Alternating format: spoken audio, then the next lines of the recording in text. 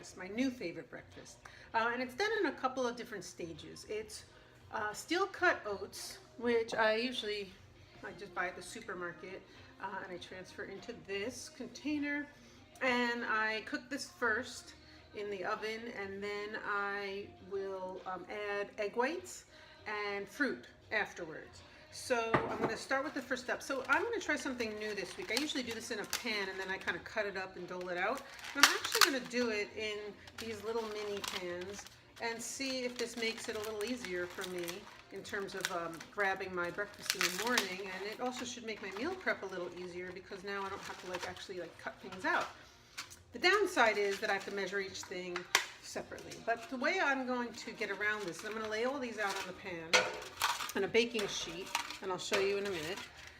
And then I'm going to take this entire thing and I'm going to put this on top of my scale. And then I'm going to take out what I need.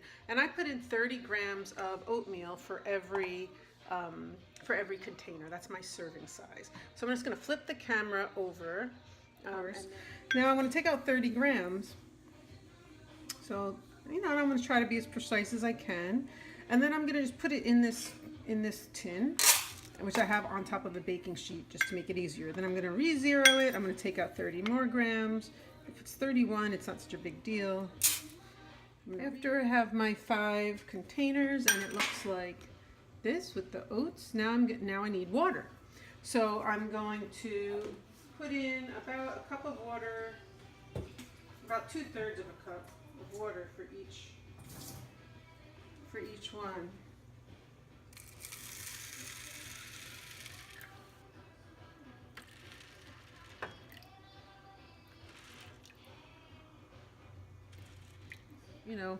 But don't forget, we're going to add some more liquid afterwards. So you don't want to put in too much water. You want to undercook this a little bit. So I'm going to take this tray, I'm going to put it in the oven. The oven's set at 425 and I've already preheated it. And then we'll let this cook.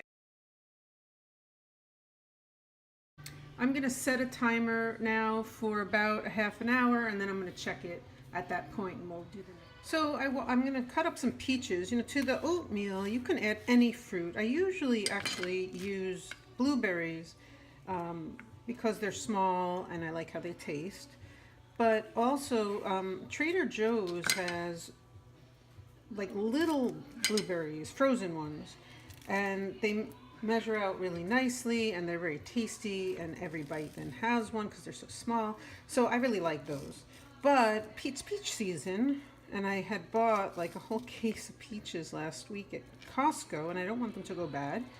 And they're also very yummy. So you can slice them however you want. You can put them in chunks, you can put them in layers. I kind of like making layers of them. So that's what I'm going to do. I'm going to slice these. And as I do it, I'm going to throw them in here so I get a weight. Oops. I can find out how much I have total.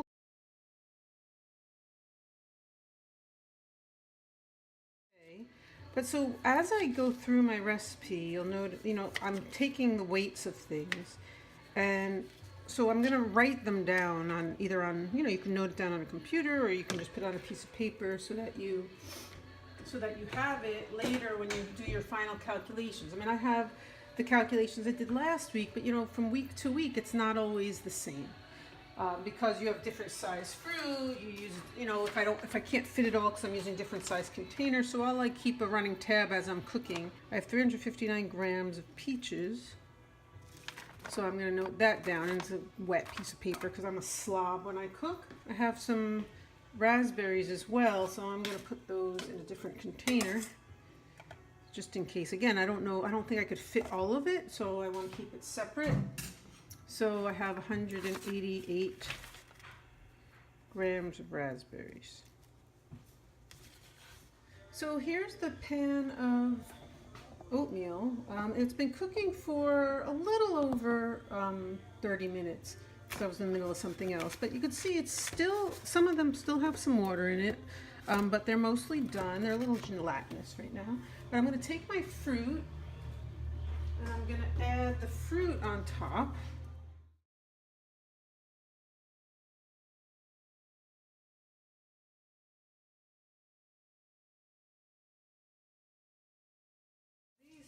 not big enough pans for my serving size. So let's try.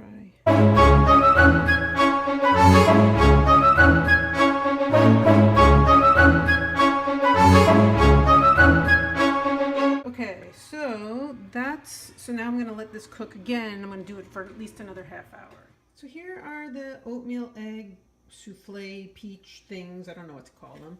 The oatmeal bakes, and they came out great. They look pretty, and they set great. I cooked it just a half an hour. And what I'm gonna do is I'm gonna put a lid, I let them cool completely. I'm gonna put a lid on it, and I'm gonna label right on it what it is, put it in my refrigerator, and it'll be there for the whole week. So I'll have 5 days worth of 5 breakfasts that I will not share with anyone.